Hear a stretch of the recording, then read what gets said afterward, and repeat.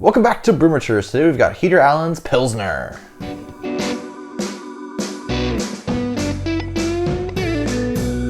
All right, Mary, we've got probably our least liked style, second least liked style. I think it's not that I hate them, but Pilsners for me are the hardest for me to really find a difference in drinking them. Lagers being maybe second most, but I've come around on some lagers. Lagers, Pilsners taste the same to me. They taste like a beer. It's nothing special. It's nothing to me. It's nothing. Now, full disclosure, I have had this beer before, probably about 2 years ago now. I remember it being fairly okay for a Pilsner. It's supposed to be a good one from what I understand. All Pilsners and all lagers are just fairly okay. That's just what they are. That's the style. They're just okay. I think it's kind of a cycle you go through when you drink craft beer.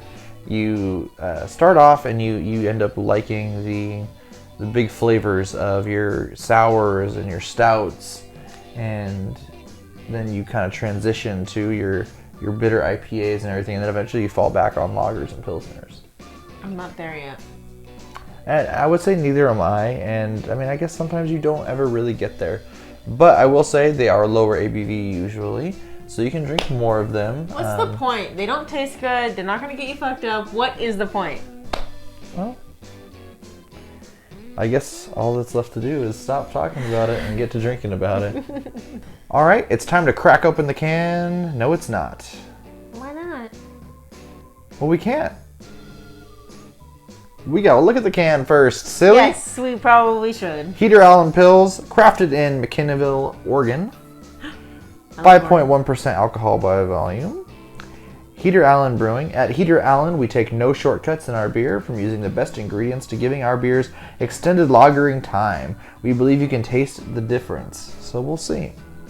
Pils is our tribute to the pale hoppy beers first brewed in Bohemia 170 years ago. We use Bohemian Pilsner malts and Czech Saaz hops to try and make this beer close to what you might find in Prague. This beer is unfiltered. Please store and enjoy cold. So it's a Bohemian style Pilsner. What does that mean? Apparently it was brewed in Bohemia 170 years ago, and they used the Bohemian Pilsner malt and then Czech Saaz hops. This has been aged for 170 years. No, it's when they first started making this style of beer. Oh, I like the can. It's a nice simple design. I like yellow a little bit, I guess. Fun fact, lagers and Pilsners are gross. And also take the longest to make, apparently, from what I was been told. They're super gross. The lagering process takes 6 months or something, whereas to make them you very can kettle gross. a sour faster. The only thing that might take longer is like barrel aging a beer, but depending on how long you want to barrel age it for, you can barrel age it for a day and be barrel aged. They gotta boil them the most to make them the most gross. Yeah, well. Anyway. I'm excited to taste it. Yeah, now let's crack open this can. I feel like I'm gonna be a little bit of a wet blanket here because I'm just gonna taste it and say it's gross, and that's gonna be the end. Oh, you already started off that way, so Yes. why not end that way? Sorry, guys. Maybe it'll surprise you. Let's go to the nose.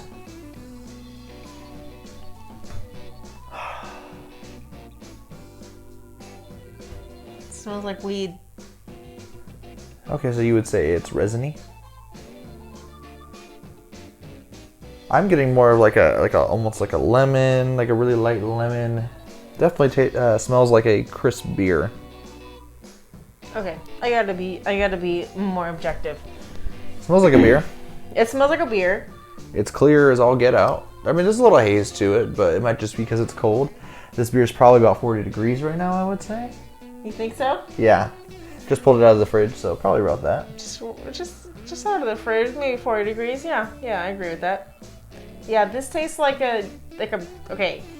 This is what I always think about when I watch shows or movies, when someone goes to the bar and say, "Bartender, give me a beer." This is the beer. Because if you go to a normal bar and you say, "Hey, bartender, give me a beer," they're Right. like, "What do you want? What are you talking about?" But Yeah, lagers and pilsners yeah. are what they would drink at a show like Cheers. Like, this- that's what they're drinking. This is what they give those fake people in the movies or TV shows. Right. This, And I mean, normal that's beer, probably a nothing. generic macro lager, macro beer. Yeah. But this is supposed to be a better take on that. I think you'll find, as I do with a lot of these, it's not going to have that lingering aftertaste. That it's kind of a bad note on the end of a lot of macro lagers. Just so everyone knows, this was canned on March 18th, 2022. Oh, really? Yeah.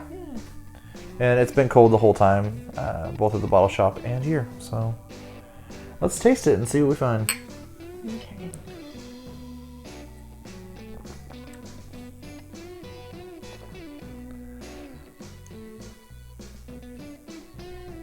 This is an 805. It's a Stella. It's nothing. Does not taste anything like those beers. 805 and Stellas are not like this. What do you mean? This is crisp, this is clean, this is refreshing. Yeah, that's what an 805 tastes like. This is nice. There's a light hop presence.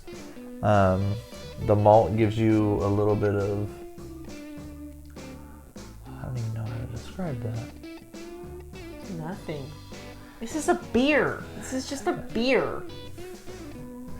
I'm trying hard, folks. I'm trying to get us more not- Pilsners and lagers on the channel. I'm not trying to be like a B word about it, but this is just a beer? Like this is. You're not trying to be a beer about it? I'm not trying to be a beer about it, but this is just a beer. Like it's nothing special. It doesn't taste bad at all, but it's like, yeah, I gotta get another one of these cans tomorrow. No, there is no way. I think some people do like the the bready bready and yeasty notes that you can find in this. This one honestly doesn't have a lot of yeasty notes. There's some maybe light breadiness to it, a little bit of maltiness. But I could see this being a nice beer if you just want to have something light while you're cooking dinner or you're barbecuing, or it's a summer style beer. So what these remind me of. I don't know. Maybe it's because I've been so spoiled by beers that actually have a taste to them. Yeah. Like fruited beers or stouts or anything. Like I can have a fruited beer while I'm cooking dinner for you. Like what? I don't need a nothing beer on a Wednesday night. I can have a fruited beer. It's not gonna get me messed up, but it doesn't have to be this light and nothing. Like why drink this if you can just drink water?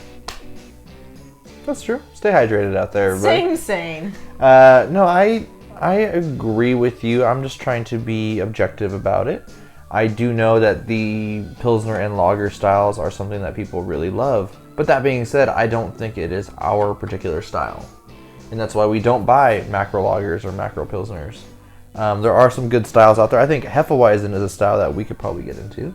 And we might try some more on the channel here real soon. I have liked Hef in the past. I think the problem is, okay, this is where I have a problem with it. I drink beer for the taste. I don't drink beer to get messed up.